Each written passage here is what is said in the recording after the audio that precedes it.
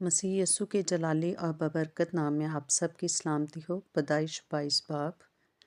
इन बातों के बाद यूं हुआ कि खुदा ने अब्राहम को आजमाया और उसे कहा, ऐ अब्राहम। उसने कहा, मैं हाजिर हूँ। तब उसने कहा कि तू अपने बेटे इसहाक को, जो तेरा इकलौता है और जिसे तू प्यार करता है, साथ लेकर मोरिया के मुल्क में जा और वहाँ उसे पहाड़ों में से एक पहाड़ पर, जो मैं तुझे बताऊंगा, सोकनी कुर्बानी के तौर पर चढ़ा।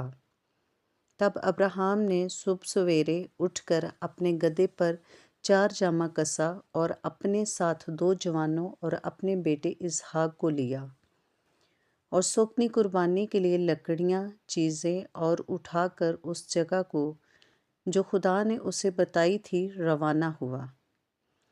तीसरे दिन अब्राहम ने निगाह की और उस जगह को दूर से देखा।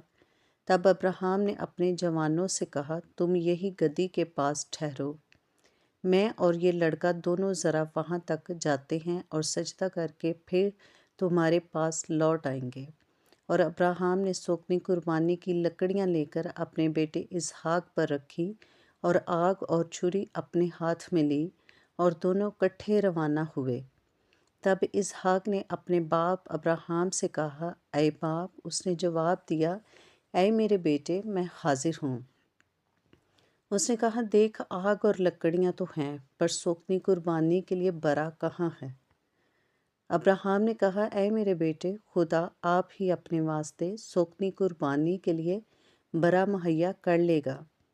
सो वो दोनों आगे चलते गए और उस जगह पहुँचे जो खुदा ने बताई थी। वहाँ अब्राहम ने कुर्बानगाह बनाई और उस पर लकड़ियाँ चुनी और अपने बेटे इसहाक को बांधा और उसे कुर्बानगाह पर लकड़ियों के ऊपर रखा। अब्राहम ने हाथ बढ़ाकर छुरी ली कि अपने बेटे को ज़िबा करे। तब खुदा के फरिश्ता ने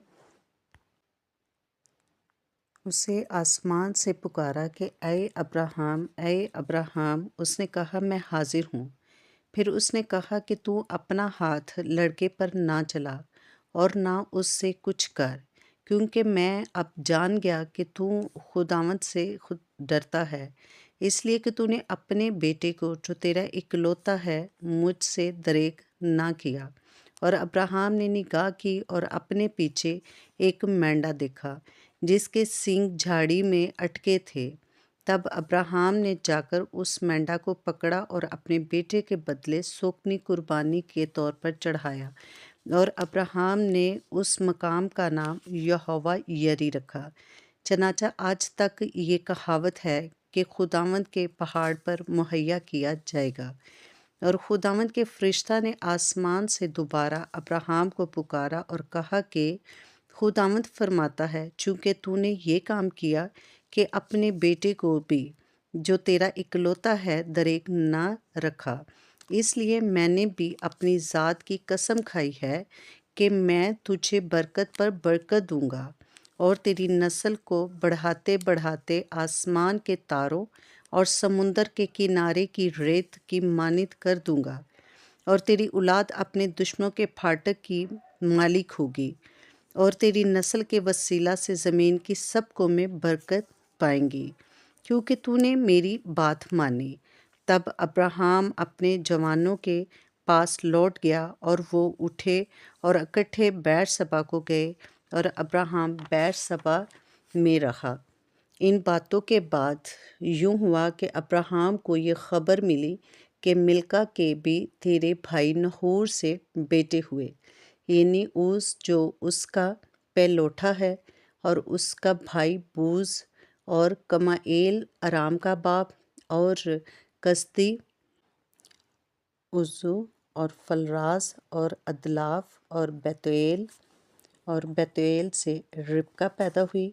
ये 8 अब्राहम के भाई नहूर से मिल्का के पैदा हुए और उसकी हरम से भी, जिस